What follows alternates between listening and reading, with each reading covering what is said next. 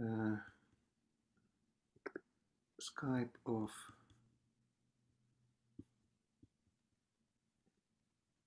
Skype off here as well, because my father is likely to call just the worst moment.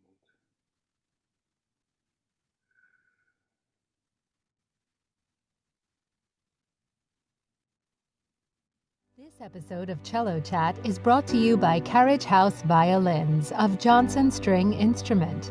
Please visit us at www.carriagehouseviolins.com.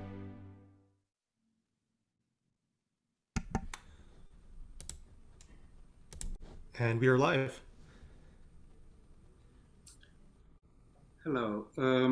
I've been asked to do this cello chat on a subject of programs and repertoire, and I think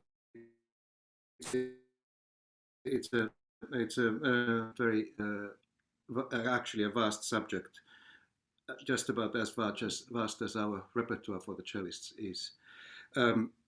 That's probably the first thing I want to mention is that the main misconception of about cello and cellists is that we have a small repertoire, and we are actually often ourselves quite guilty of adding to that misconception by playing the same handful of pieces that we've heard in everybody else's concerts, and so that's what I want to actually fight against. I want to fight against this conception, and also I would like to inspire people to look a little bit further in the repertoire. And the first thing is that when we look at at what gets played in recitals and in with orchestras, we see maybe about 10 pieces for cello and piano and about 6-7 concertos, and when there's hardly a recital where one of these 10 pieces doesn't turn up, and there's nothing wrong with these 10 pieces. Well, I mean, such as Schubert Arpeggione Sonata or Brahms F major Sonata or the Prokofiev Sonata or Shostakovich Sonata or Debussy Sonata. They are all great pieces, but what I think is that there's very little that we can add to people's understanding of those pieces and their idea of ourselves by proposing those pieces in the first time they hear us. I think I've played the Arpeggione Sonata twice in my life, and I'm still waiting. I mean, in concert, and I'm still waiting for the maybe one day I'll play it for the third time, but I'm waiting for a moment when I really have something special to say. I was just in I've been in so many juries and at competitions where everybody in a free choice program plays either that piece or the Prokofiev Sonata or the Shostakovich. Those are basically the three sonatas that come up, and I have trouble understanding what is the real reason for choosing those very pieces when you want to show tell the audience something about yourself. I would think that the first thing you want to show about yourself to a new audience is what is special about you, not about what you can play even better than somebody else. And this idea of choosing a difficult piece and showing how well you can play the difficult piece, how well you can make your way through all the difficulties. It's something that I find kind of shows the least interesting side of any musician. I think the reason for choosing anything, playing anything, and showing any side of yourself to an audience is to find something something special, something that is really you, and I think that basically the repertoire you play is who you are. So the real you can show by your choices, and then once you've shown who you are, I find then it becomes interesting to actually go to those treaded territories and show what you can bring to them, what your knowledge, your research, your special understanding of a specific repertoire, what you can actually bring yourself. But I think I see there's probably a question there. There's a question. So a question from Ido Frankel. Finding new repertoire is such a difficult task. How do you find the good ones? Do you have any advice for those of us who are new to this? Well, the thing is that finding new repertoire, first of all, you have to know where to look.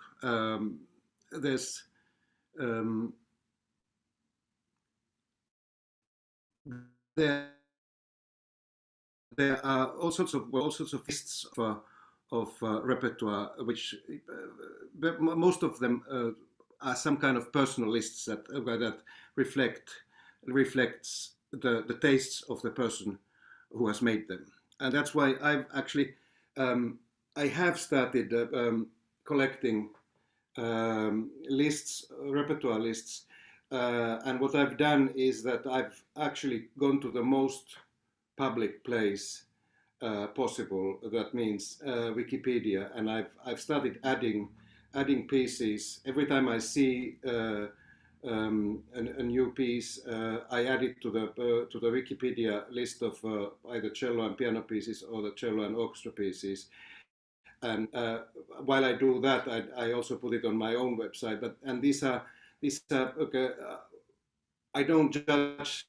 These are not pieces that I've played myself, but anything that I come across, there are moments where when we are drawn to finding out, for example, are there some Ukrainian pieces, composers that we might not know. So in the last couple of days, I've discovered lots of composers I've not known, and their pieces for cello and piano. I immediately added them there.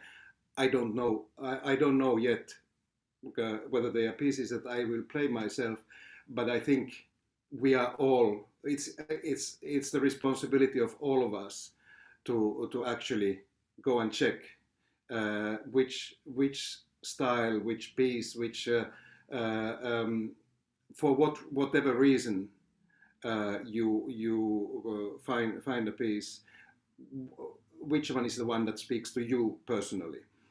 We definitely do not need to like all the pieces, all the same pieces, and that's the other wonderful thing about being a musician, that we can have our really very personal tastes, and the fact that I don't play certain piece is not a judgment on that piece. It's just a sign that I find that there's something that speaks to me more than some other piece.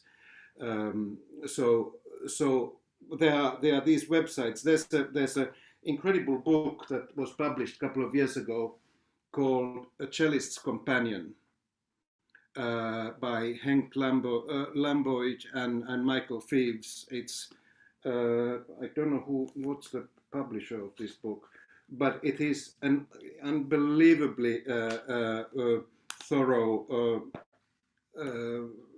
collection of repertoire of anything with cello, up to from solo cello to chamber music to concertos.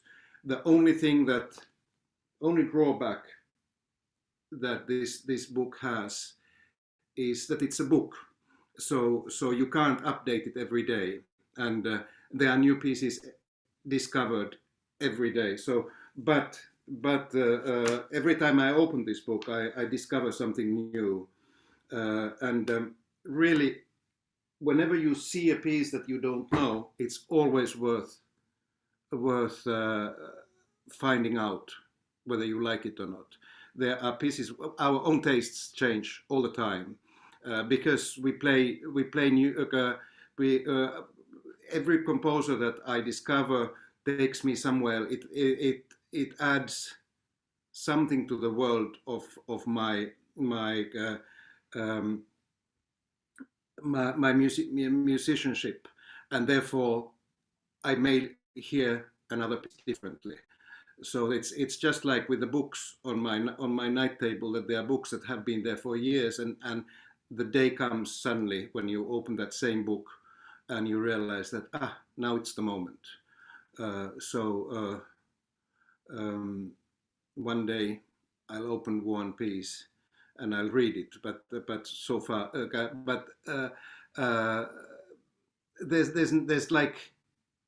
there's nothing that you should try to stay away from. Everything may be interesting, and also depending on I mean, one thing that is very important at the very beginning when we start playing, discovering different repertoires, different styles, is that we have to know that every composer needs actually a different me, a different you to play. We need to be a different cellist to play Bach and to play Beethoven and to play Debussy or to play Elliott Carter. You have to find something new inside you, and you cannot approach, if you play Elgar Concerto and Elliott Carter Concerto with the same set of emotions and the same technique, you're actually doing justice to neither of them. And this is also, the more worlds you find in your own musicality and technique, suddenly new pieces that sounded boring to a while ago are fantastic. It's one of the great examples of this is, for example, Boccherini. As long as we knew Boccherini as a composer of the B-flat major concerto, actually destroyed by Grützmacher, we had a very limited idea of that composer. Then when you moved on to the cello sonatas and played them with piano, they still sound boring, until the day when you discover that they were actually written for two cellos, and you find something out about the style, and suddenly the music is completely transformed.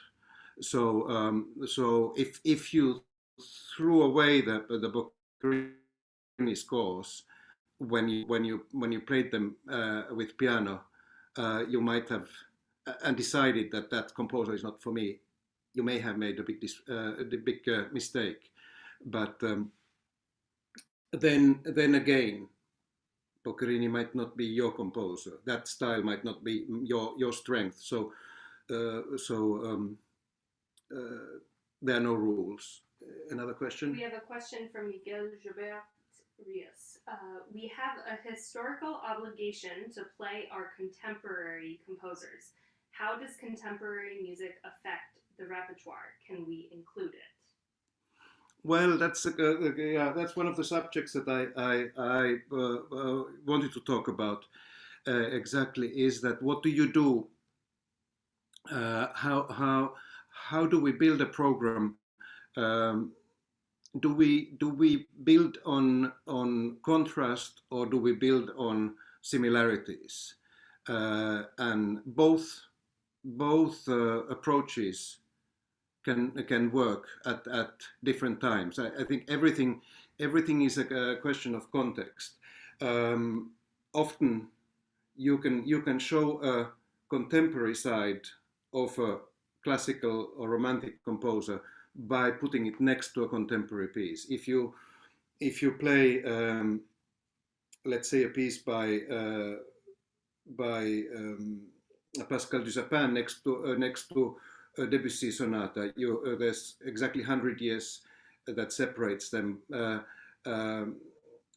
You suddenly you hear the Debussy sonata as a contemporary piece, and and in a way,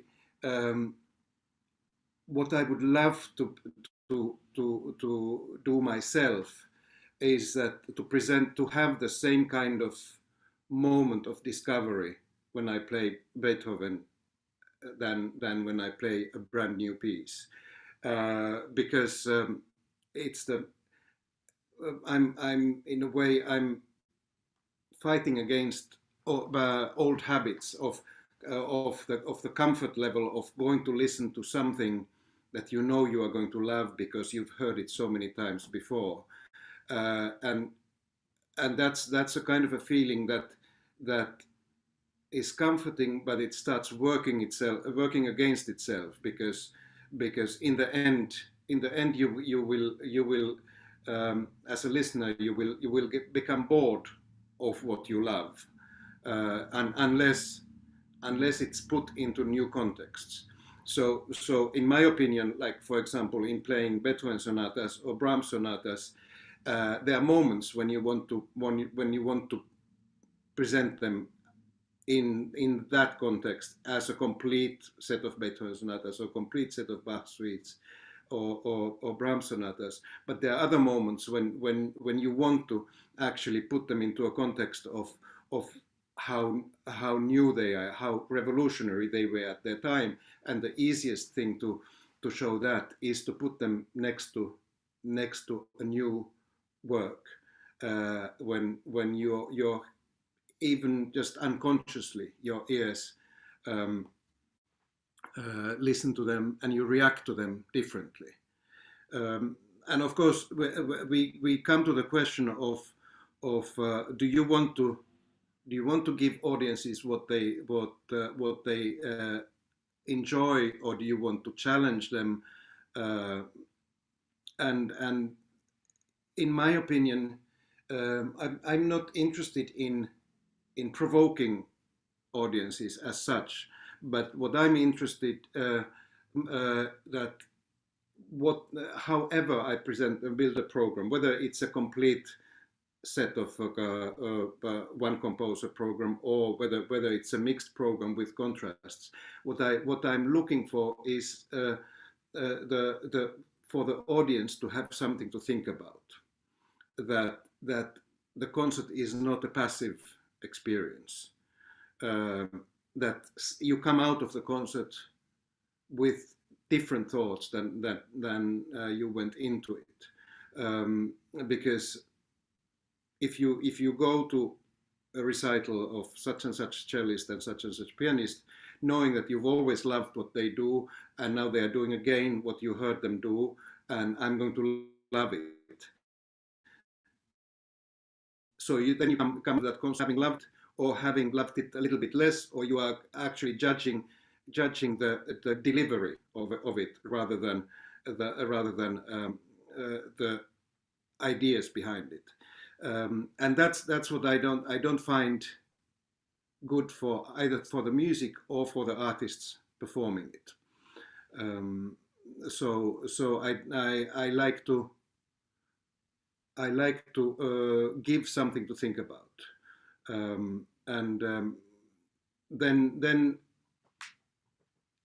I think there are times for ourselves as musicians when we need to get really deep into a style, a subject. And I've done the complete Bach suites. I've done the complete Beethoven sonatas in without anything else. I've done the brass sonatas. That's very important. Sometimes, at some moments, at certain moments on our own development, it's very important to go as deep as possible into a composer and share that work with the audience. But every time you build a program, I like to ask myself that which is most interesting for the audience of this concert. I'm known, lots of organizers of my concerts, they know very well that they have to be patient with me, because I keep changing even the order of even once I've chosen the pieces to play, I keep changing the order until as late as possible, because I want to have that feeling that I've taken everything into account once I go on stage, that in fact in the world things have changed since I gave the program 6 months before, and I might want to underline a different aspect of a program than I did when I originally made it, and it's amazing how much you can change about the program by changing the order of two pieces. You can completely change the idea, the way people listen to it, and but I think we have questions here, so maybe I'm talking too much. Question from Shang Yi. Hello from Taiwan. She says, how Hello. does one find the balance between the idea of the composer and ourselves? Time. You need time, and you need to a new piece that lands on your music stand, a new composer.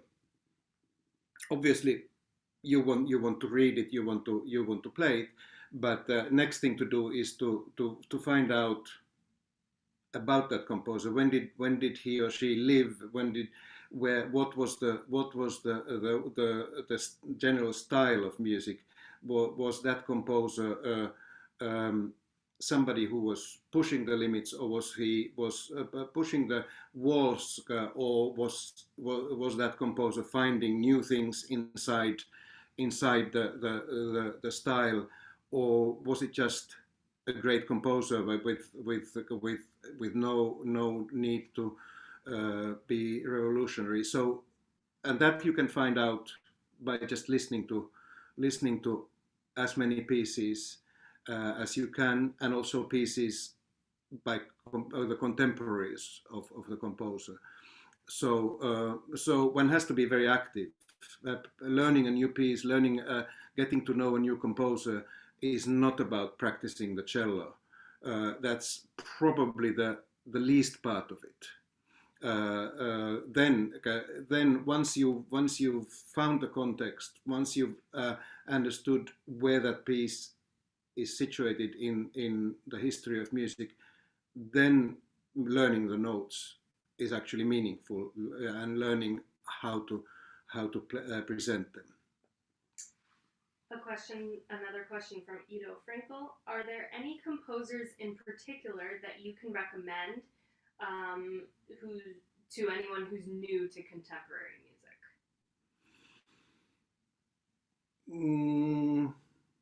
I wouldn't take the risk of giving names, like a list of names for that, because there's so much variety that you have to just take my word that there's unbelievable amount of great music out there composed in the last 50 years, and then but beyond that, it's then everybody's own taste, and I think the most important thing is to actually just listen to as much as possible, try and play, and I wouldn't even sight read, try to sight read everything, because there are lots. It doesn't open up to you when you first read it. Even such an old composer than Enescu, for example, is a great example of a composer whose music doesn't strike us as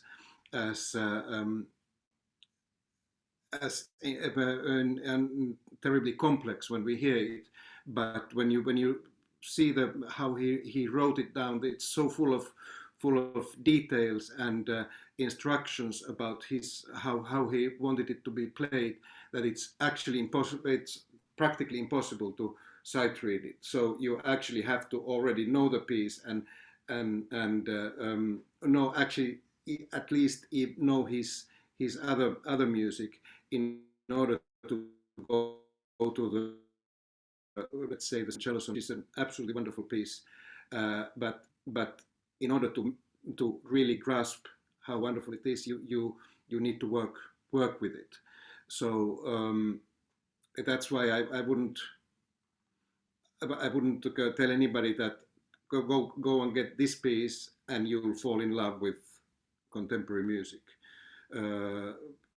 You can start building your way up to by less known composers of the early 20th century, and then go to names that you already know. You can take, as just to use a couple of names that I've already mentioned here, like Elliott Carter's wonderful sonata. Try that out. Go in the solo repertoire about that same year, around mid 1940s. You can take out Luigi Dalla Piccola's Giacomo Intermezzo and Adagio. You can go to Henze. You can go to then you can move on to Zimmermann. You can move on to Lutoslavsky, Dutilleux. But these are just names. You can take a different route and really choose the route that leads you to your own repertoire. A question from Brian. How does one balance a recital program so that it effectively spans multiple genres or styles and showcases musicality and technique, showpieces, for instance? Well, you can't do everything in one recital. But you can like, for example, from your question, I can already hear something that you would like to have some showpieces in your program, and some let's say a serious, let's say a sonata or something. Maybe you would like to have something that crosses over to a different genre. It's a demanding program to make, but you can do it. And in fact, the most standard way of making that kind of program is to start with a let's say start with a short classical piece, then do a sonata, then an intermission, and then you do a Le Grand Tango by Piazzolla, and then you finish with some showpieces. But that, I find that's so standard that it becomes a stereotype.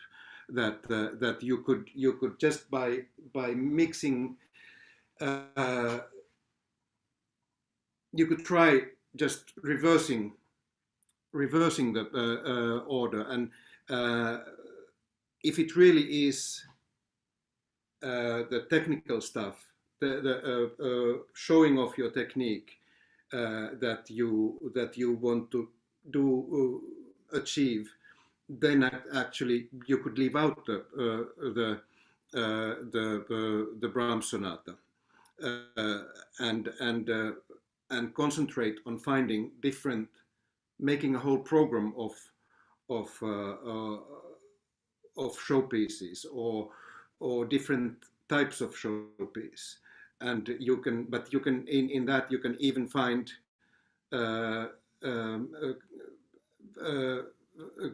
contemporary pieces that have that side to them, or you can find sonatas that have that side to them, and you can try and draw a connection.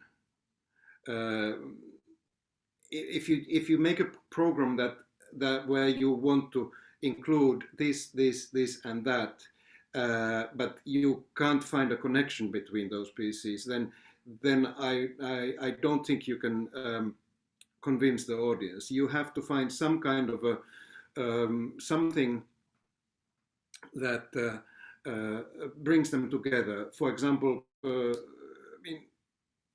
if you want to do the Brahms sonata, you can. There are transcriptions of his Hungarian dances for cello and piano, which show another side of Brahms. He was actually a great performer and a piano virtuoso himself.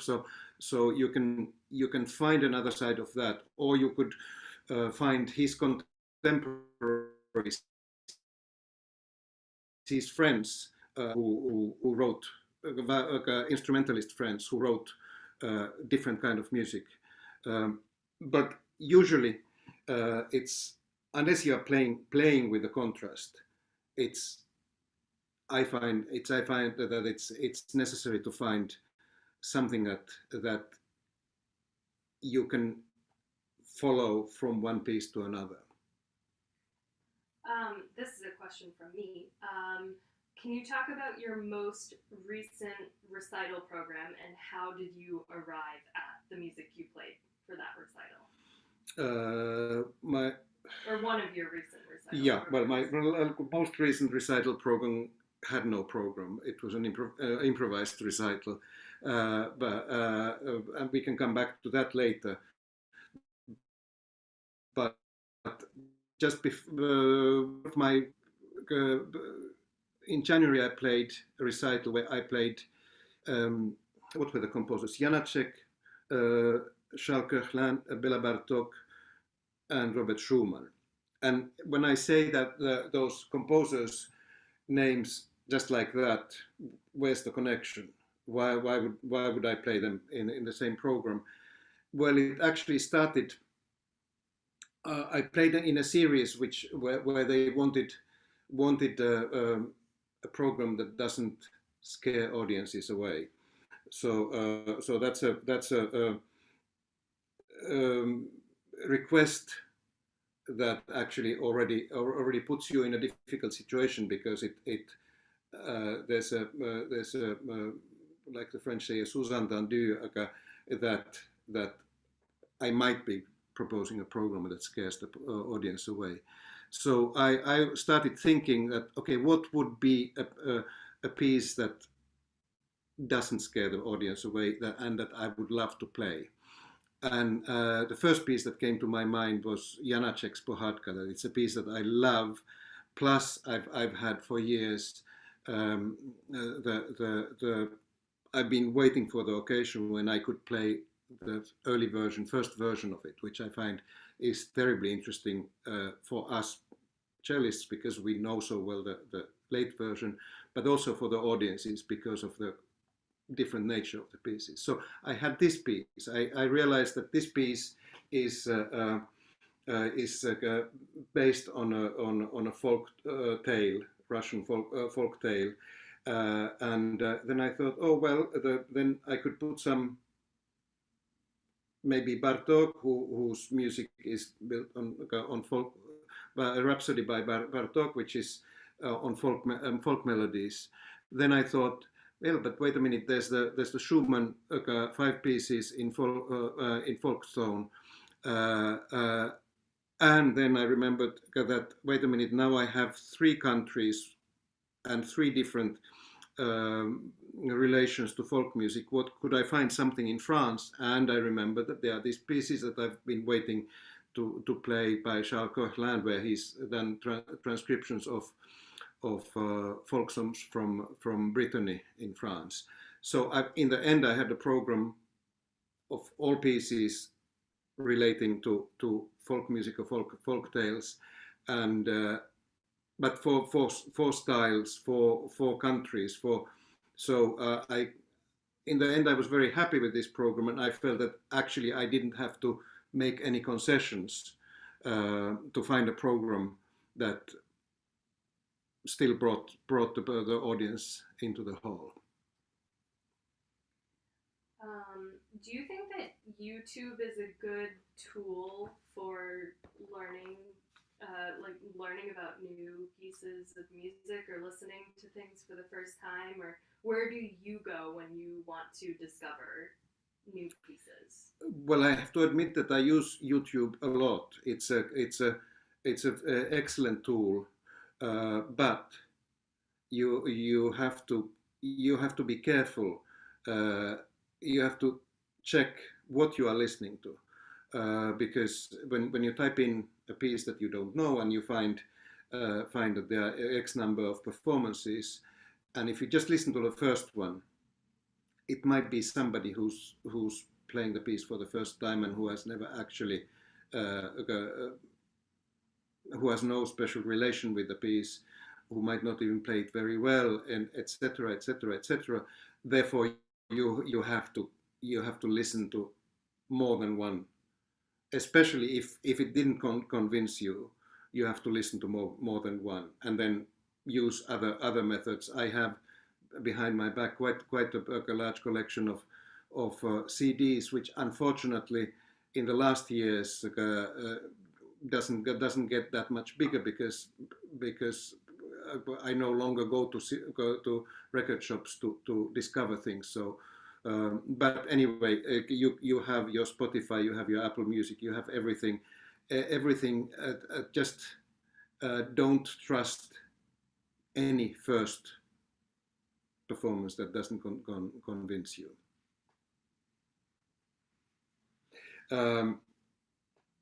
So we've gone through the contrasting styles. Well, there's one thing that is very important today when you talk about programs. It is things that we have to all take into account. What is expected from us? When you go to a new country, you often think, should I play music from this country?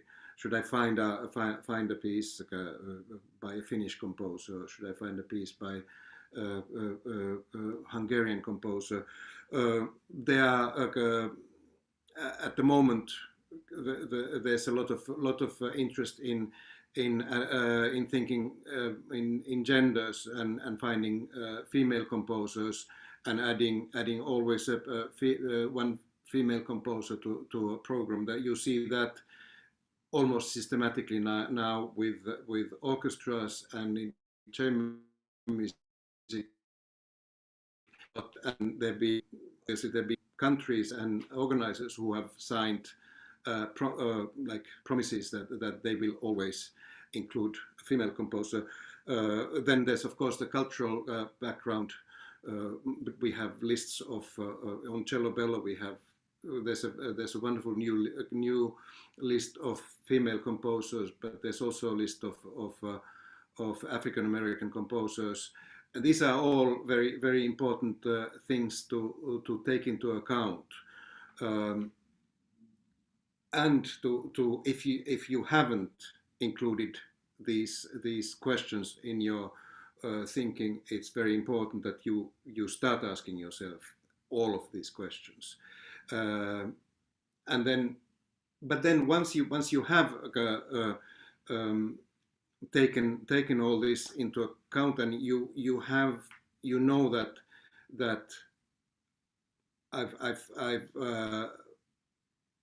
I'm not excluding anybody from program. Then I think that we have to think of the program as a work of art. For us performers, it is really the program we present which is our work of art. It's not the individual performances of individual pieces in that recital. It is the recital itself. And I find that you have, again, if it is that you want to have a female composer and an African American composer and an American composer and a European composer, you have to find some other reason for them to be together. In my opinion, I don't think programming is as simple as ticking boxes, and there are very interesting ways of combining one, two, three, or four different aspects, but if it's just you can immediately show when it's done for the reasons of just making somebody happy. But as I say, the most important thing is that when you look at the list of composers, you are conscious about the cultural backgrounds, about the gender, you are conscious about the country of origin, you're conscious of all of this, but you are more than anything, you are conscious of the music itself that you are playing, that you don't show anybody in the wrong light, which will do no good for anybody.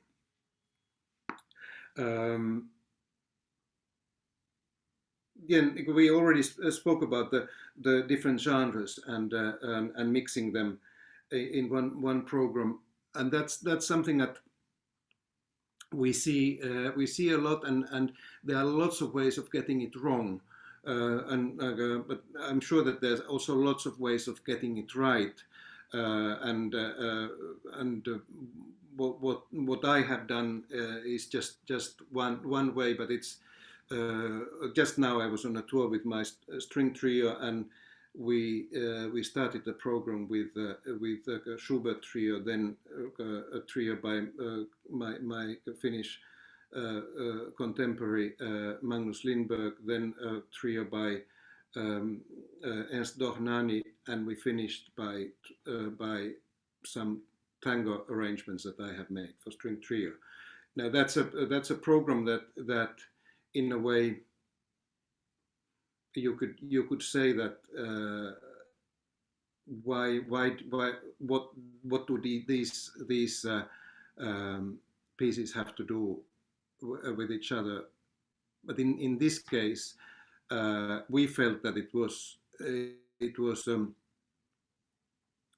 interesting for us because we have been playing for more than 15 years, and these are the four different genres that we have been working with. We've done a tango CD. We've done lots of new pieces, about 10 new trios, and we've played classical pieces. So this time we were actually showing what we have been doing in the last 15 years. So that was the idea that brought this program together. Then it's for the audience to decide whether that was a good idea or not. But it seemed for us a good enough reason to mix different genres. What can then we do to help the repertoire to leave something behind?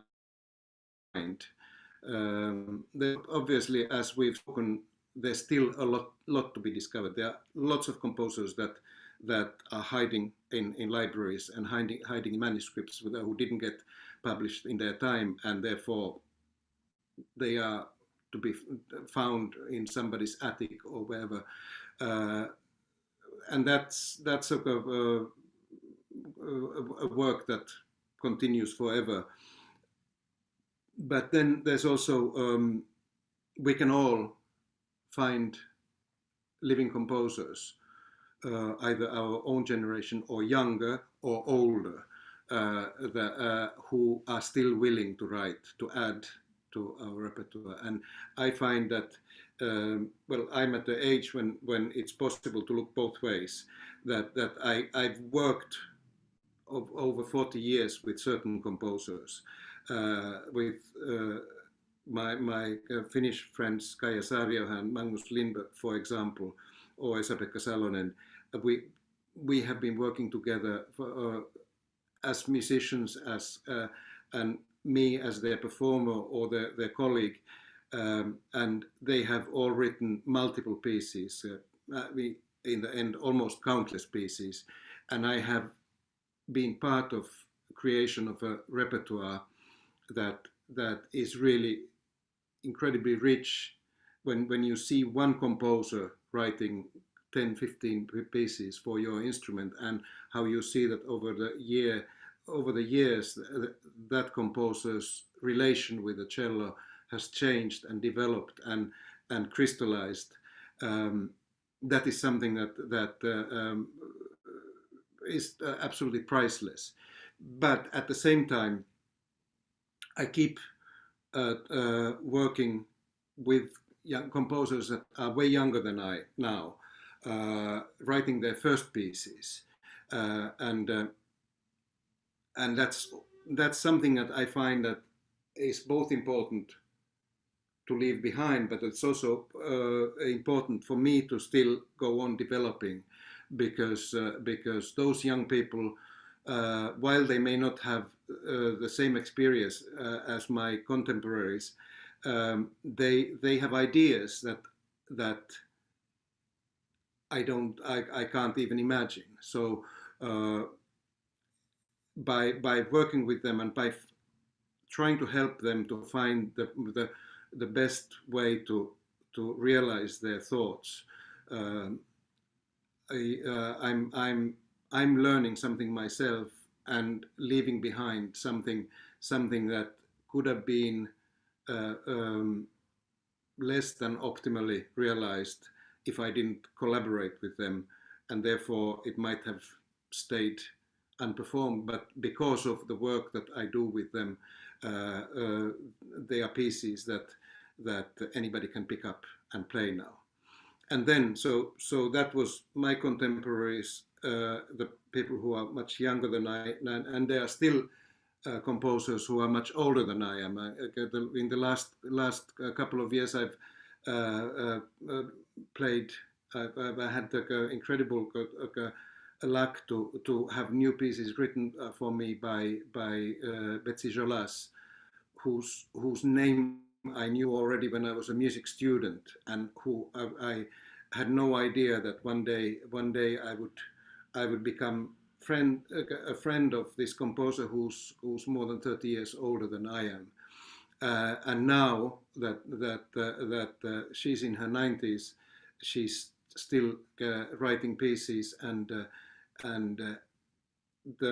I can just tell you about how different it is to work with a composer of who's 25 years old, and with a composer who's 90.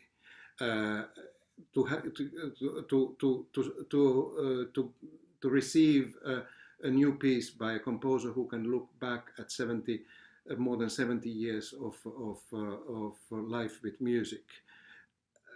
That piece is obviously so full of references, meanings, and things that are as impossible for me to guess in advance as the ideas of the really young composers. So all of this is something I just hope that as many of my colleagues, younger colleagues as possible, will have made the right choices in life to have all these experiences. Any questions? Yes, actually, can you talk about when you said you improvised an entire program? Can you talk a little bit about that? Well, I have actually, improvisation is something that I have been doing all my professional life in different ways, and I still keep finding new ways of being afraid before walking on stage, because improvisation is something that you however you prepare for it, you can never know what's going to happen. So it's never a comfortable. It's never a comfort choice. But in the beginning, I've had, it was part of my work with my composer friends that we have the group. It used to be called the Toimi Ensemble, and we got together and we built a concert out of nothing. Part of it was written down during the rehearsals. Part of it was left to improvisation in the concert, and so this we had this common experience between composers and performers that we can actually trust each other's ideas and go on stage and know that we know each other well enough to not do anything wrong. Then more recently, I met a musician completely by chance in Stockholm, from a completely different field of music. Somebody who had a very long background in rock music, in all sorts of genres, and we got into discussing improvisation and realized that we both are interested in improvisation, and so we agreed to meet and try out what comes out, and that led into many concerts and completely new kind of situations, because his name is John Paul Jones, and he's most famous association was with the group Led Zeppelin, and but when we get together and we improvise, we don't try to stay in any style or anything. I don't feel that I have to know anything about the world of rock where I would be completely lost. And he so from the experience of just simply being a musician and being able to listen and react, we realized that we can be extreme. I feel that I'm just as free and happy as when I'm playing Schubert quintet with the best musicians that I know. That the creativity is on the same level. This last week, just a few days ago, I played a recital with a young jazz pianist, Luca, and which was billed as a jazz concert, which I've never studied jazz as a style, and I've of course listened. Like everybody, I've listened loads and loads, but always thinking that, oof, that's something that I would need to know a lot before I would go into that world at all. And we didn't even plan to actually, we didn't agree on anything at all, which is the best way when you improvise. And we just went on stage, and it turned out that suddenly, because of his ability to pick up things from me and my me listening, we created a new kind of world which was extremely comfortable but completely new all the time for me. So that's yet another kind of recital that you can all do. I'm sure I had something else on my list of subjects. I had put here one idea that many of you out there are thinking. It's the first, like, if I get to do a CD, what should I record?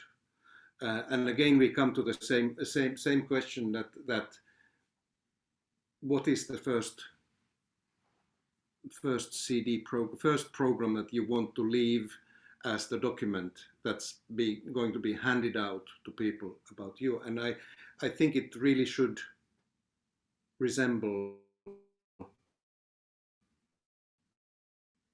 the person behind the CD.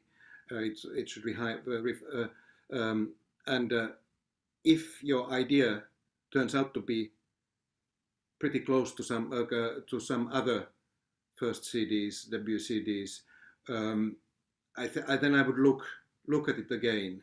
That is this really do I feel that this is what I need to present as myself, or is it something that I think is expected from me?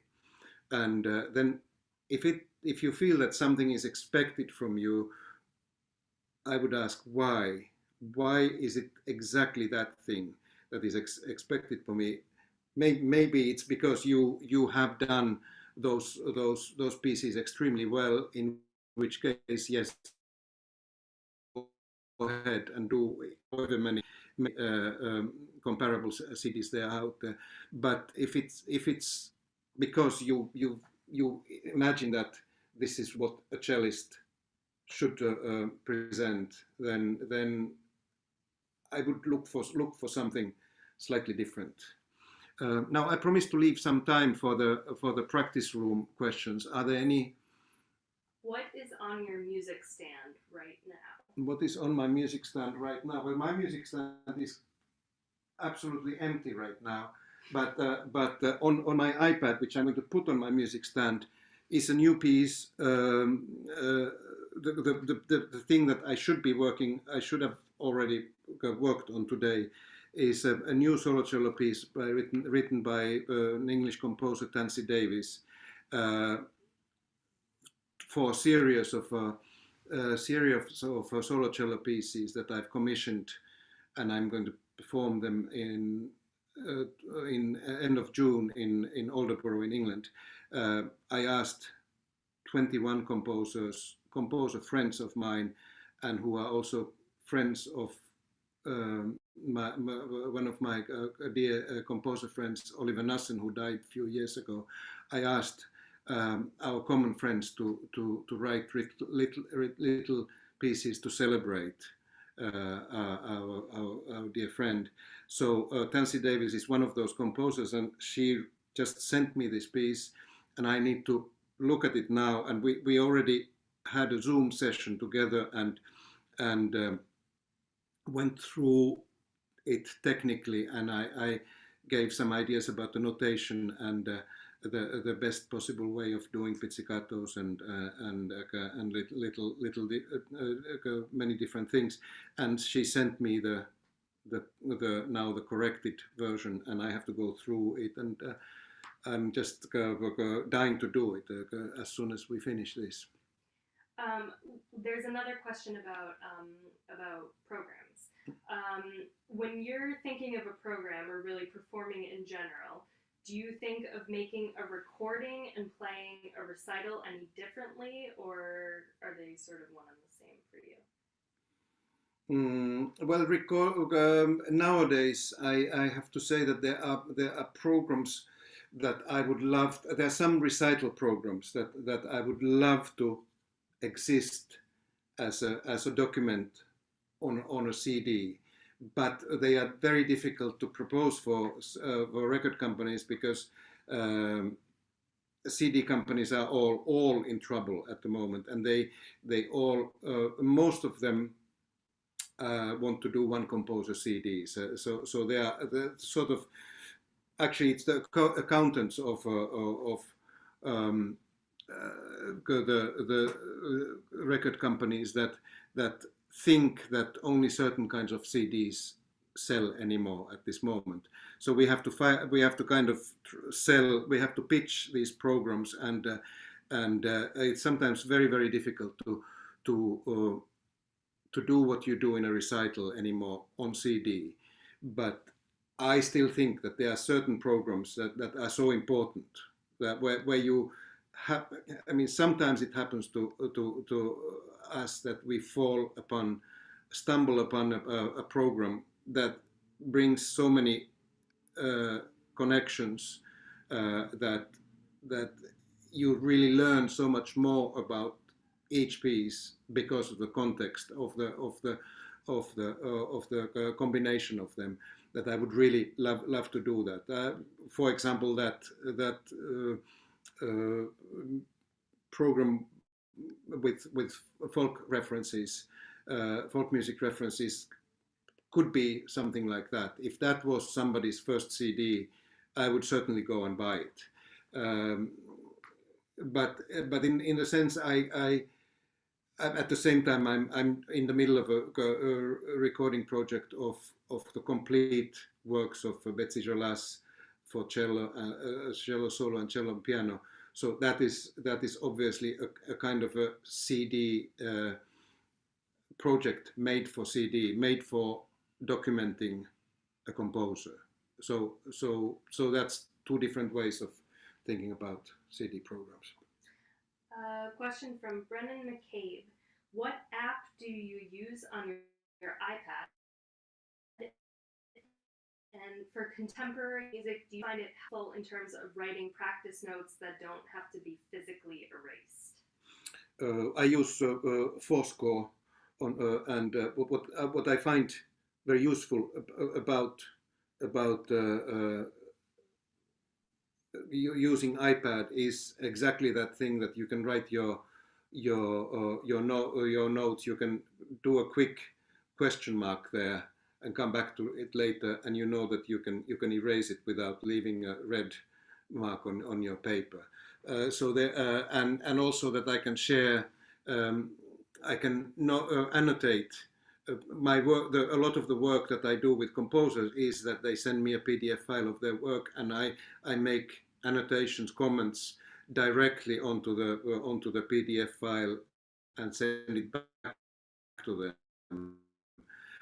Which I think it saves enormous amount of time. Before I used to have to either go and photocopy music or write lists of measure this and that and second beat do this.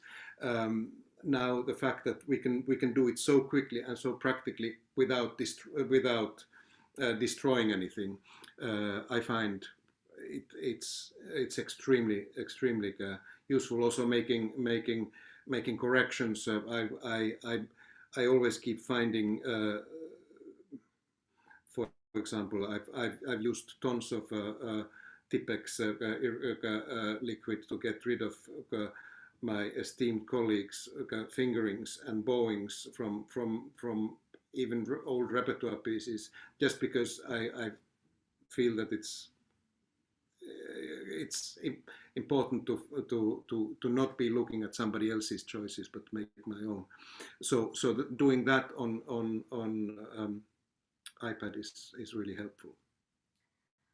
Why do you practice? What motivates and drives you? And especially in the pandemic, has there been anything that has helped in particular? I very rarely practice for the sake of practicing. In order for me to sit on this chair and take my cello out, I need to find myself something that interests me to and to something that I go to develop. That said, I hardly ever take. I'm not very good at warming up with systematic warm up exercises. But what I do is that very often when I go and sit down and take my cello, I open one of my cupboards and take a piece of music that I haven't been playing for a while, or that I've forgotten about. I put it on my stand and I use that as the kind of carrot that draws me to practicing and draws me to work. And I don't think of it as practicing, but that gives me the inspiration that I want to now move on to work on the piece that I have to actually work on. So I use that's also one of the reasons in answering one of the very early questions is how do you find out about new pieces?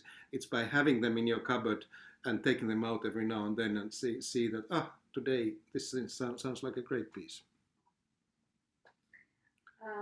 Are there other genres of music that you find it particularly inspiring or motivating, or what about other kinds of art? Well, I find that we have so much to learn from every musician on the planet, and and this doesn't mean professional musicians, but musicians of all possible kinds, all possible cultures. And actually the greatest thing that you can learn from them is honesty. That it's actually, that's a word that we keep forgetting when in our Western classical music, that we don't ask ourselves, am I being honest? But when you hear little girl singing in South America or in Lapland or in wherever, you realize that the first thing you are impressed by is the sincerity and honesty and simplicity, and to bring that to anything. You can even actually see also in my room that I surround myself with visual arts, because I want to remind myself that what we do is just a tiny little sliver of what art is, and that it starts from really the simplest thing to the most complex thing, and we are somewhere there. We need to find our own little place. There's one question. How has your perspective as a musician and artist changed throughout your career? I wish I could remember the answer to that, because I wanted to.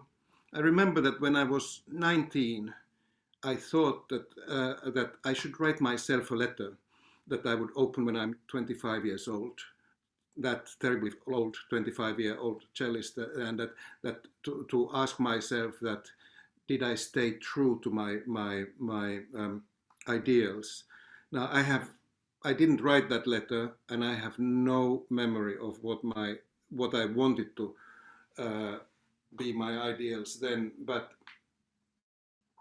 the one thing that I think hasn't changed is curiosity. And I find that that's in that sense I've been very lucky that I've not said no to things that make me afraid, because anything new makes you afraid, and but if you have enough curiosity, you surpass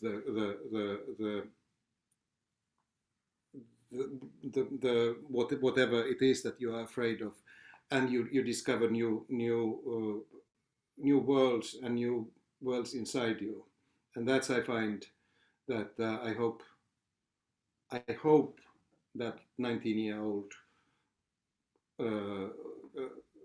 kept that as an important ideal.